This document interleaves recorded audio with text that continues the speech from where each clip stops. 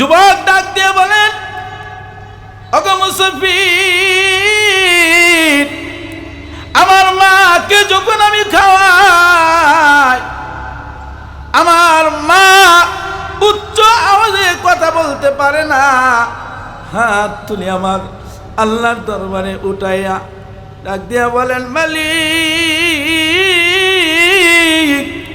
আমার সন্তান আমাকে কোনো সময় কষ্ট দেয় না, আমার সন্তান আমার সেবা করে, আমার লালন পালন করে, মালিক গো, আমার এই সন্তানকে তুমি কোনোদিন কষ্ট দিও না।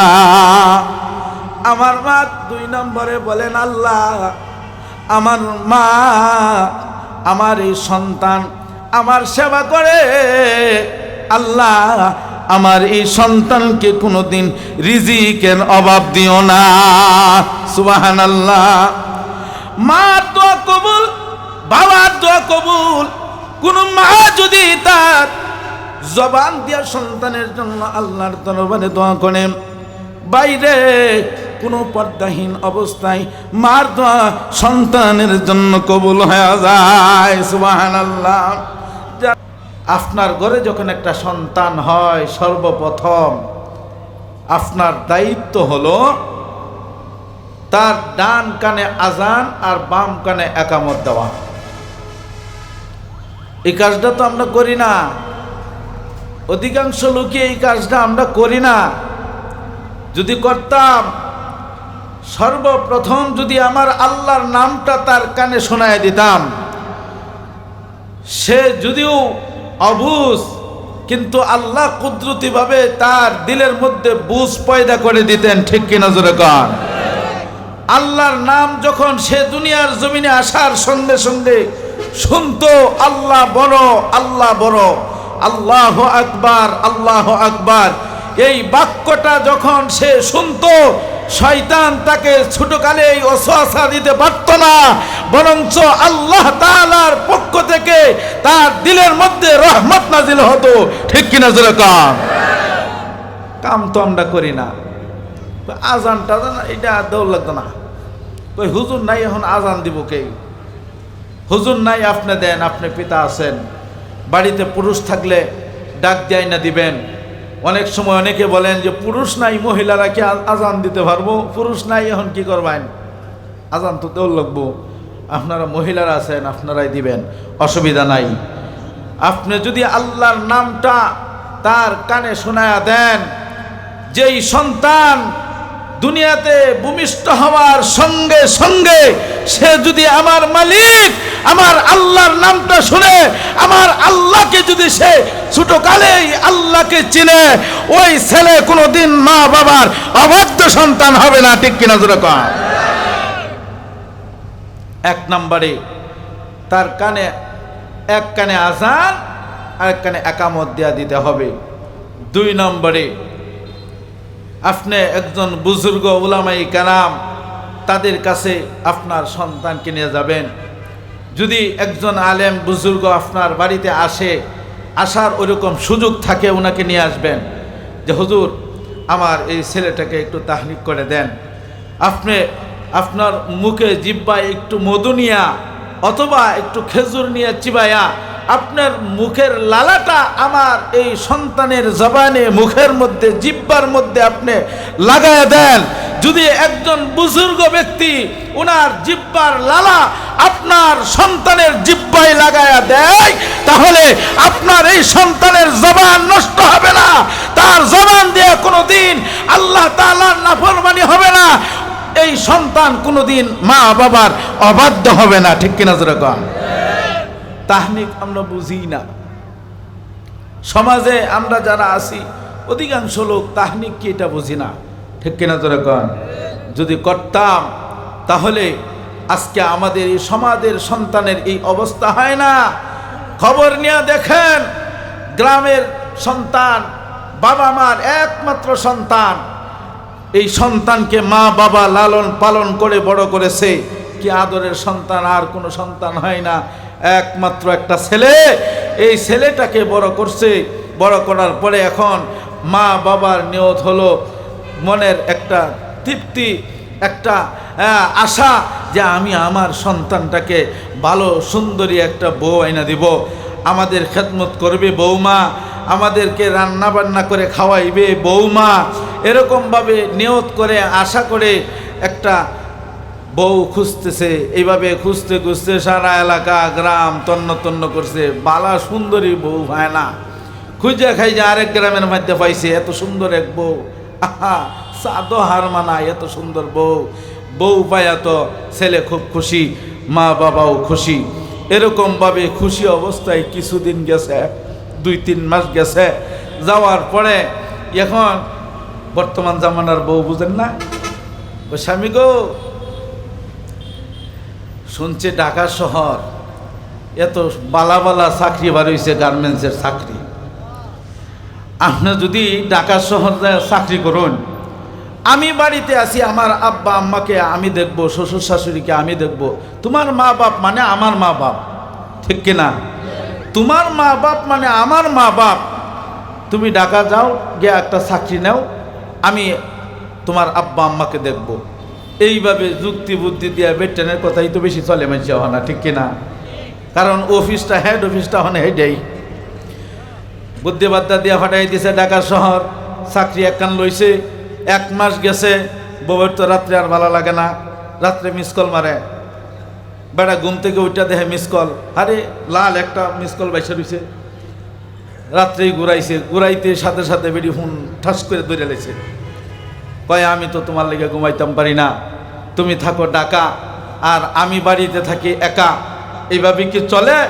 তুমি আমাকে ঢাকা নিয়ে যাও, দুইজনে ঢাকা শহর থাকবো, তুমি চাকরি থেকে আসলে আমি রান্না বান্না করে দিব, তোমার সেবা যত্ন করব, আর আম্মা আব্বা আছে এরা তো এখনও ভালো হয়ে বৃদ্ধ হইছে না, তারার জন্য আমরা টাকা পয়সা পাঠিয়ে দিব, 2 জন মানুষ, তারা 1 কোটা চাউল রাইন্দা 2 জনে খাই লাইব, অসুবিধা নাই।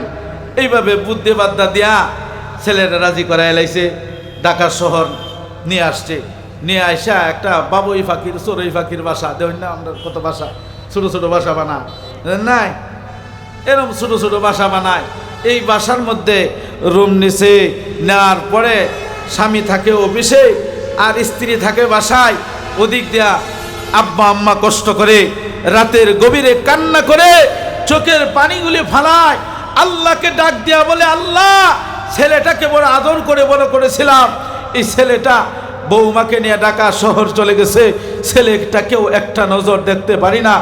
মা বাবা গভীর রজনীতে আল্লাহর দরবারে কান্না করে। এইভাবে চলতে চলতে যখন কিছুদিন গেছে, বউ তাকায়া দেখে সবার ঘরে টেলিভিশন, তার ঘরে টেলিভিশন নাই।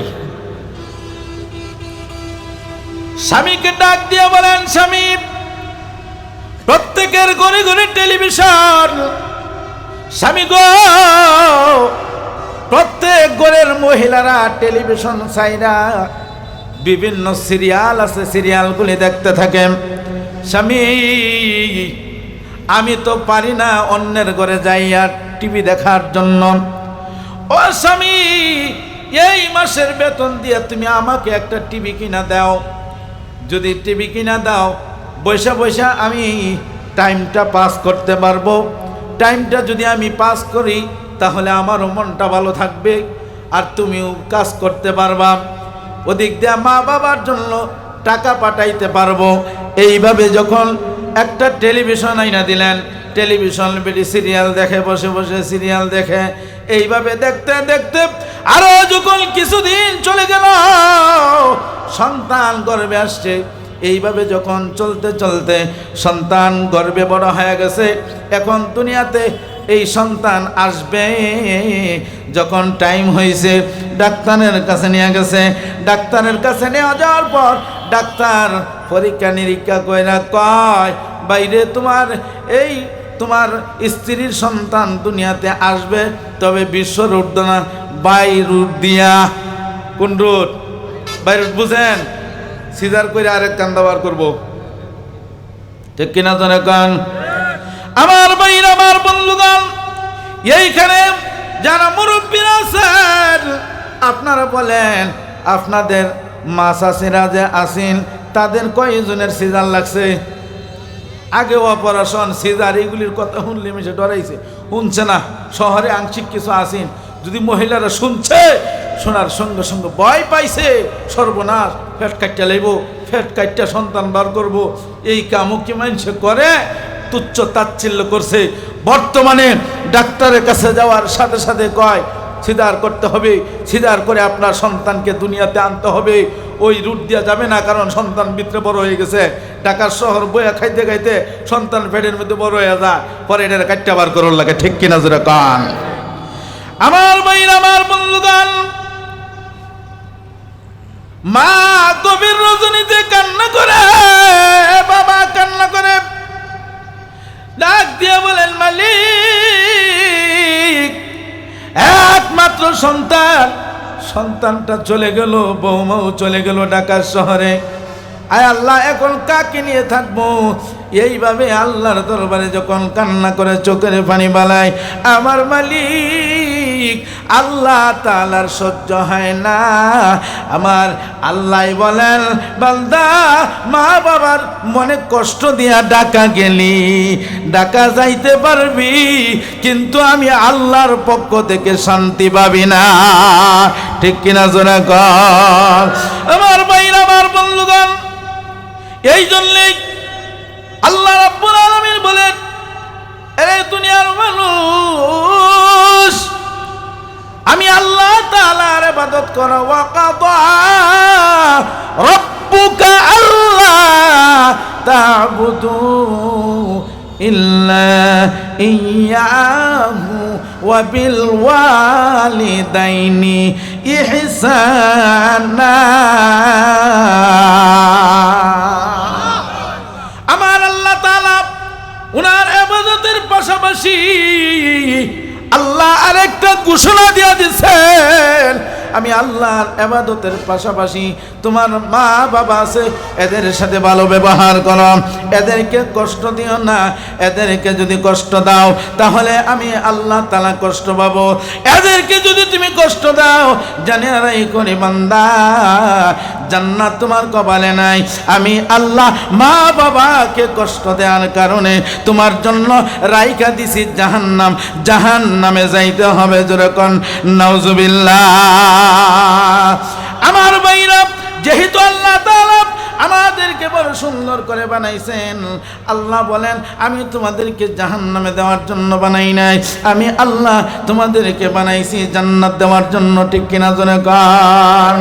আদর করিয়া মানুষ আল্লাহ বানায়া কেমনে দিবা জাহান্নামে ফালায়া, কেমনে দিবা জাহান্নামে আল্লাহ ফালায়া। আল্লাহ তো আমাদেরকে জাহান্নামে দেওয়ার জন্য বানাই নাই। আল্লাহ বলেন, আমি তোমাদেরকে জান্নাতে দেওয়ার জন্য বানাইছি, কিন্তু রে শর্ত হলো আমি আল্লাহর ইবাদত করতে হবে। আমি আল্লাহর ইবাদতের পাশাপাশি মা বাবার সাথে ভালো ব্যবহার করতে হবে। মা বাবা যেন তোমার আচার ব্যবহারে কষ্ট না পায়। যদি কষ্ট পাই রে, জানিয়া দাইকো তোমার কপালে জান্নাত নাই, তোমার কপালে জাহান্নাম। জোরে কর নাউজুবিল্লাহ। হযরত মূসা আলাইহিস সালাতু ওয়াস সালাম আল্লাহ তাআলার দরবারে ডাক দিয়ে বলেন, মালিক, জান্নাতে কে আমার বন্ধু হবে, কে আমার সাথী হবে? আল্লাহ, তুমি যদি আমাকে জানায়া দিতা। আমার আল্লাহ বলেন, আরে মূসা, অমুক বাজারের মধ্যে একটা কসাই, যেই কসাইয়ের কথা আমার আল্লাহ বলছেন, এই কসাইয়ের চেহারা ভালো না, এই কসাইয়ের চেহারা কালো, নাকের সেন্টার ঠিক নাই, মুখের সেন্টার ঠিক নাই, এই এত কুৎসিত কালো, যেই কালো মানুষটাকে আরেকজন মানুষ দেখলে পছন্দ করে না। আমাদের সমাজে কালো মানুষের দাম নাই। ঠিক কিনা জোরে কান? আমরা তো চেহারার দিকে তাকাই, কিন্তু গো আমার মালিক আমার আল্লাহ মানুষের চেহারার দিকে তাকায় না। যদি আল্লাহ চেহারার দিকে তাকাইতো তাহলে কালো মানুষগুলান এত দামি হইতো না। হযরত বেলালের চেহারাও ছিল কালো, ঠিক কিনা জোরে কোন? হযরত বেলালকে মানুষ দেখলে পছন্দ করতো না, দেখলে ভালোবাসতো না, কিন্তু গো আমার আল্লাহ তাআলার কাছে এত দামি হইছেন, এত দামি হইছেন, যেই বেলালকে আল্লাহ মর্যাদা দিয়েছেন। বলছেন আমার নবী, আমার হাবিব যেদিন জান্নাতে যাবে, ওই দিন যেই সোয়ারি দিয়ে আমার হাবিব জান্নাতে যাইবে, ওই সোয়ারির লাগাম ধরে ধরে আমার বেলাল আমার নবীর আগে আগে জান্নাতে ঢুকবে। তাহলে আমার আল্লাহ বলেন, দুনিয়ার মানুষ তোমরা চেহারার দিকে তাকাও গো, আমি আল্লাহ কিন্তু চেহারার দিকে তাকাই না, আমি আল্লাহ তাকাই বান্দার দিলের দিকে। আমি আল্লাহ বান্দার দিলের দিকে তাকাই, বান্দার ইমানের দিকে তাকাই, বান্দার তাকওয়ার দিকে তাকাই। আমি আল্লাহকে কে ভয় করে ওই দিকে আমি আল্লাহ তাকাই। আমার ভাইরা, মূসা আলাইহিস সালাতু ওয়াস সালাম বাজারে চলে গেলেন, যা দেখেন একজন কসাই গোশত বিক্রি করে, কালো, চেহারাও ভালো না। ওনার মনের মধ্যে এরকম ভাবে প্রশ্ন জাগছে, হাই রে আমার মালিক, আমার আল্লাহ এমন একজন কালো মানুষকে আমার জান্নাতের সাথী বানাইবে, বুঝে আসে না কিসের কারণে। আজকে আমার জানতে হবে, আজকে আমার বুঝতে হবে। আল্লাহু আকবার, জোরে বলেন। আমার ভাইরা, হযরত মূসা আলাইহিস সালাতু ওয়াস সালাম সন্ধ্যা পর্যন্ত অপেক্ষা করলেন। সন্ধ্যার সময় যখন গোশত বিক্রি শেষ হয়ে গেছে, মূসা আলাইহিস সালাতু ওয়াস সালাম ডাক দিয়া বলেন, বাইরে আমি একজন মুসাফির, কিন্তু ওই মুসাফির ওই কসাই হযরত মূসা আলাইহিস সালামের নাম শুনছে, কিন্তু গো কোনোদিন দেখে নাই। ডাক দিয়া বলেন, আপনি একজন মুসাফির, আপনি যদি আমার বাড়ি যান তাহলে অসুবিধা নাই, চলেন, আমি আপনার সেবা করব, আমি আপনার মেহমানদারি করব। এইভাবে হযরত মূসা আলাইহিস সালাতু ওয়াস সালাম পিছনে পিছনে যায়, কসাই আগে আগে যায়। এইভাবে চলতে চলতে বাড়িতে চলে গেলেন। বাড়িতে যাওয়ার পরে আল্লাহর পয়গম্বর মূসা আলাইহিস সালাতু ওয়াস সালামকে একটা বিছানা দিয়া ওই বিছানার মধ্যে বসাইলেন।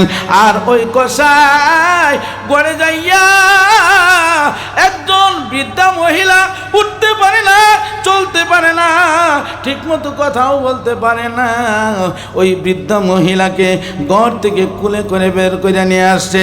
আয়না গো গরম পানি করাইয়া নিজের হাতে ওই বৃদ্ধা মহিলাকে গোসল করাইছে। শরীরটা মুইসা শরীরের মধ্যে তেল মালিশ করে বৃদ্ধা মহিলাকে বিছানার মধ্যে শোয়াইছে। বাড়ি বাজার থেকে কিছু গোশত নিয়ে আসছিল, গোশতগুলি নিজের হাতে পাকাইছে, খুব সুন্দর করে পাকাইয়া ওই বৃদ্ধা মহিলার মুখের মধ্যে কষাই একটু একটু দেয়, মহিলা খায়। আর আশ্চর্য হলো, এই দু হাত তুলে মালিকের দরবারে কি জানি বলে গো। মূসা আলাইহিস সালাতু ওয়াস সালাম আশ্চর্য হয়ে গেলেন, গোশত খায় আর উপরের দিকে হাত উঠায়, উপরের দিকে হাত উঠায়া মুখে বিড় বিড় করে কি জানি বলে।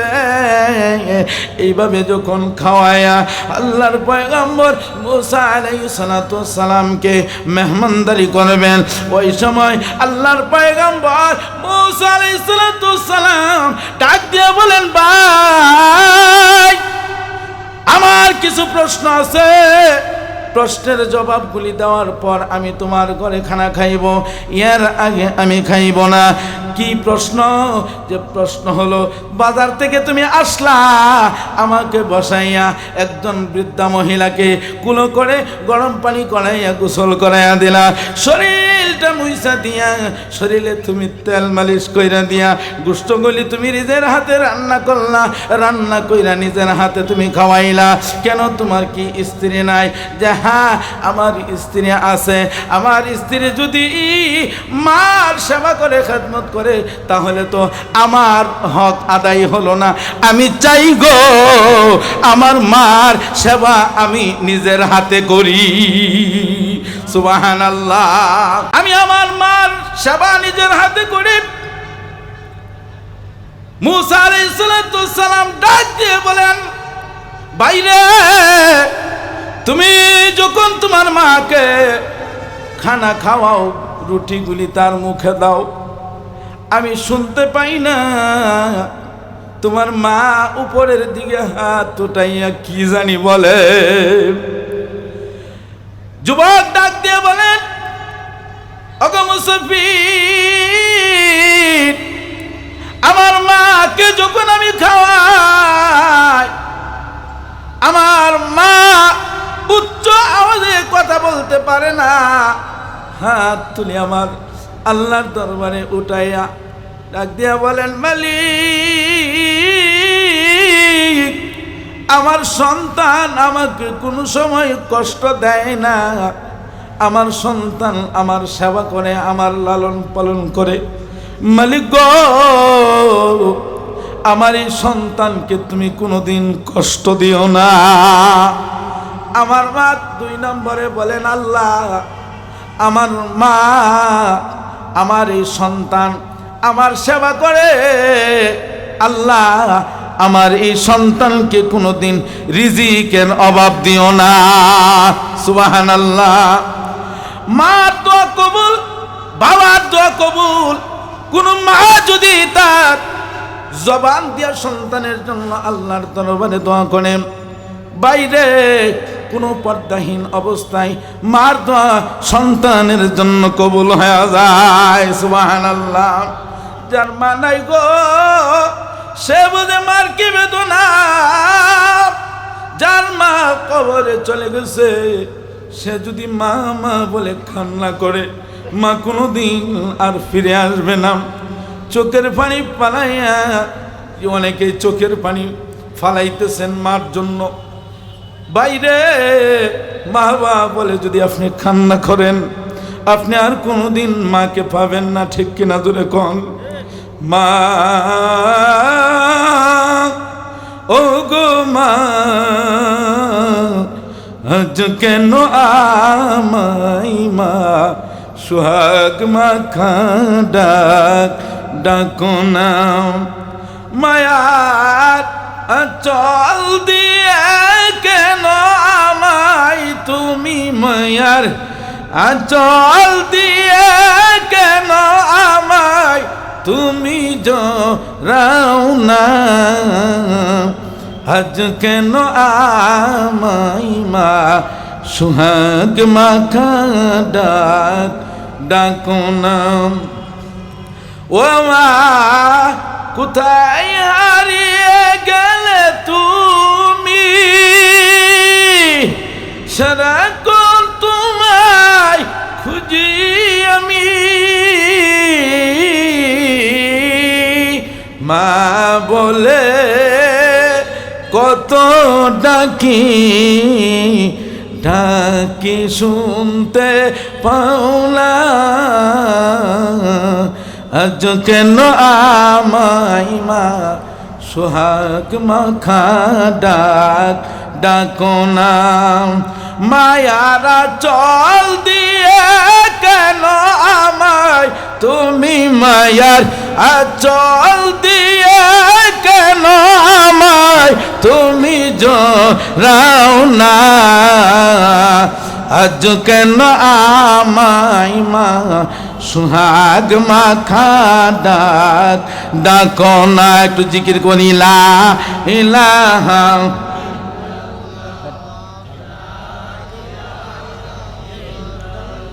জুড়ে লা ইলাহা,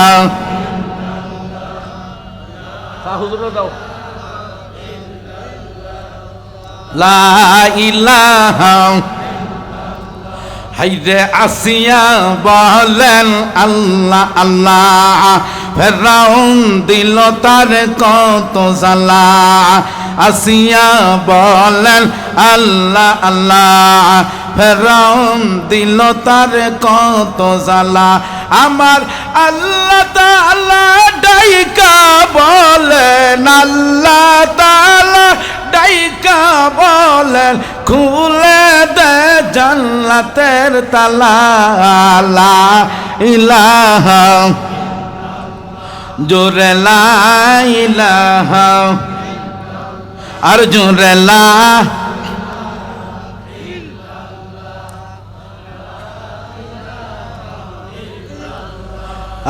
লা ইলাহা। আইরে রিকশা চলে না চালক সারা, বিমান চলে না পাইলট সারা। আইরে রিকশা চলে না চালক সারা, বিমান চলে না পাইলট সারা। এই দুনিয়া চলে না আল্লাহ সারা, বলেন দুনিয়া চলে না আল্লাহ সারা। একজন মুমিন চলে না জিকির সারা। লা ইলাহা,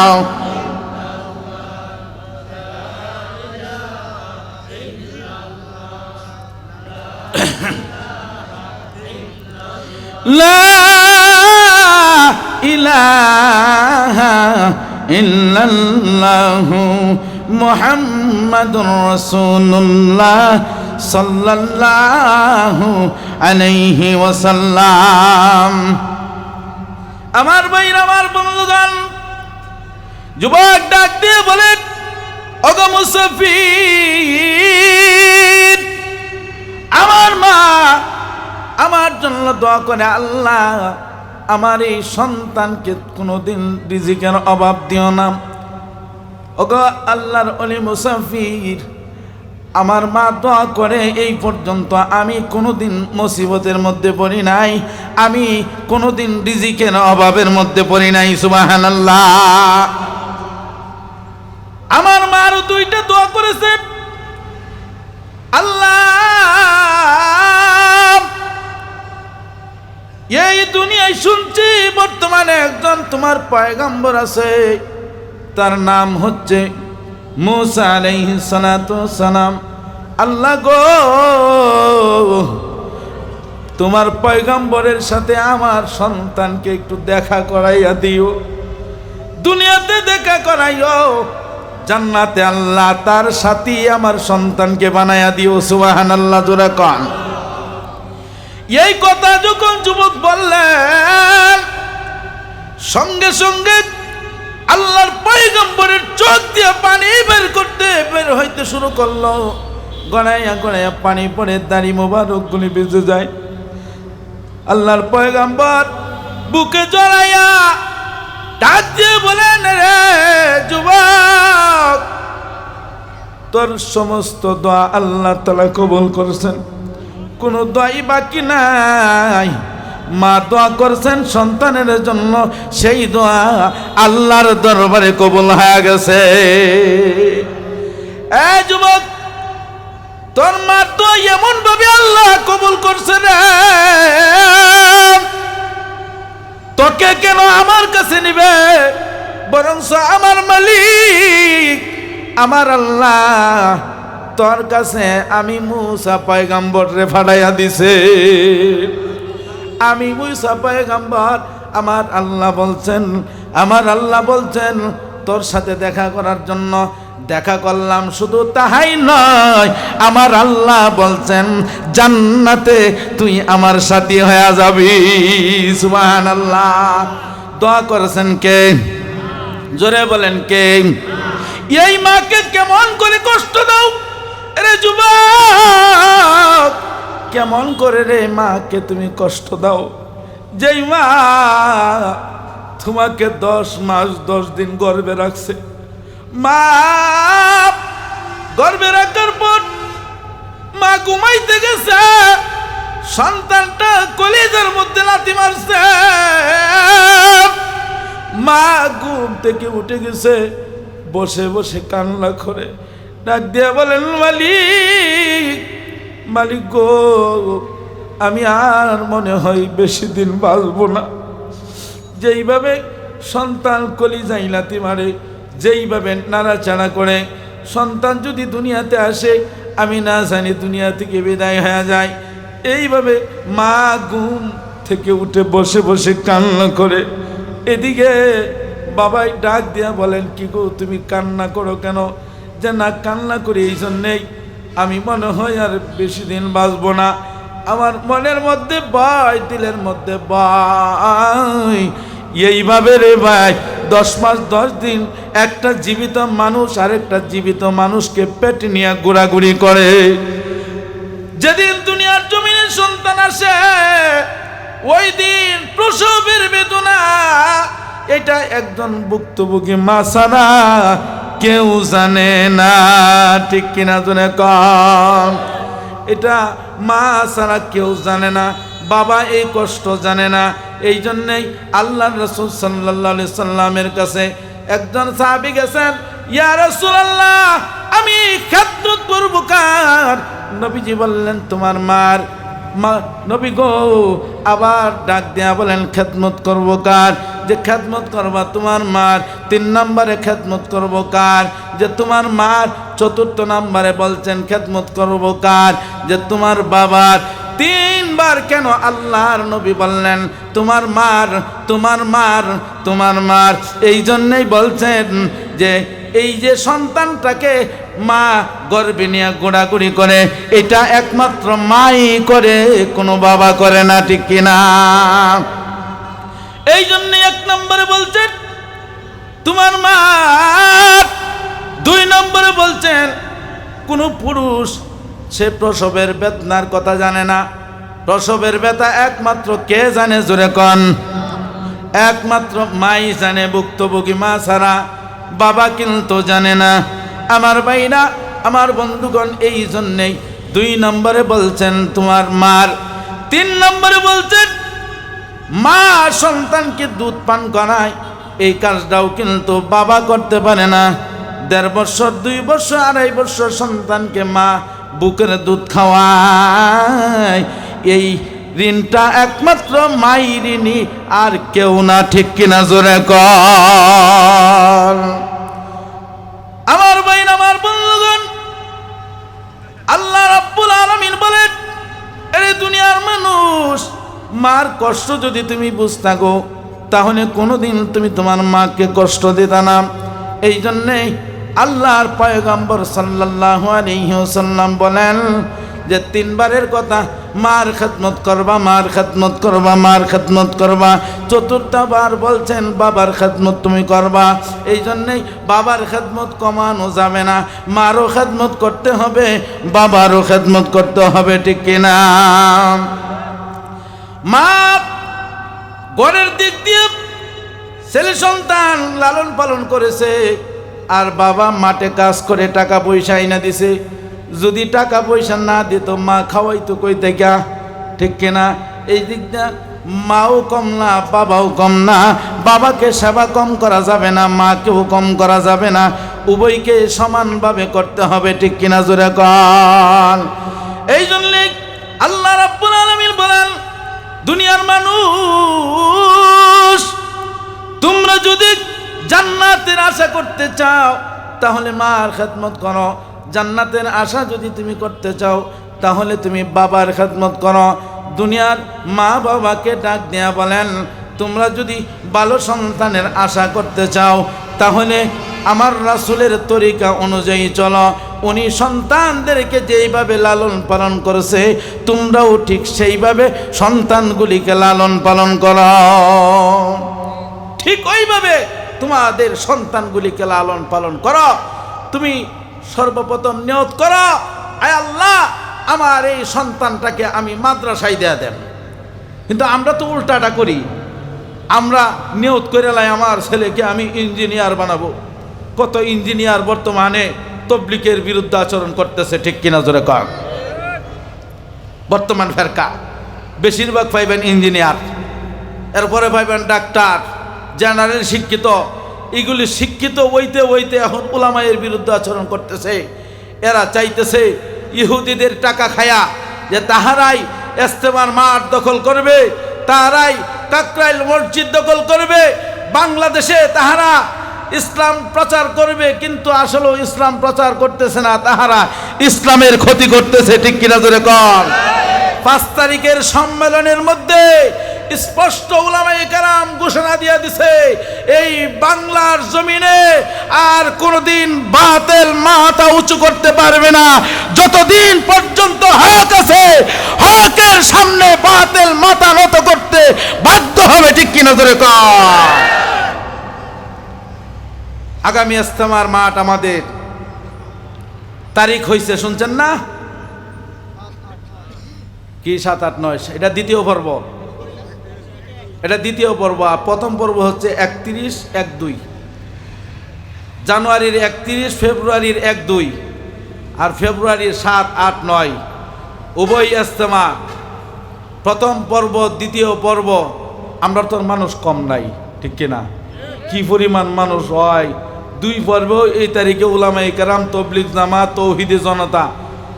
এরপরেও কাম হইতো না। আগামী বছর মনে হয় 3 পর্ব দেওয়া লাগবো, ঠিক কিনা? উলামায়ে কেরামের তত্ত্বাবধানে আমাদের এই বাংলার ইস্তেমা চলবে। ঠিক কিনা জোরে কন। আমরা উলামায়ে কেরামের পক্ষে আছি, সাথে আছি। ঠিক কিনা জোরে কন। উলামায়ে কেরাম যেদিকে, আমরা কোন দিকে? আমরাও সেদিকে। উলামায়ে কেরাম যেদিকে, হ্যাঁ, আমরাও ঠিক ওই দিকেই উলামায়ে কেরামের সাথে আমরা আছি। ঠিক কিনা জোরে কন।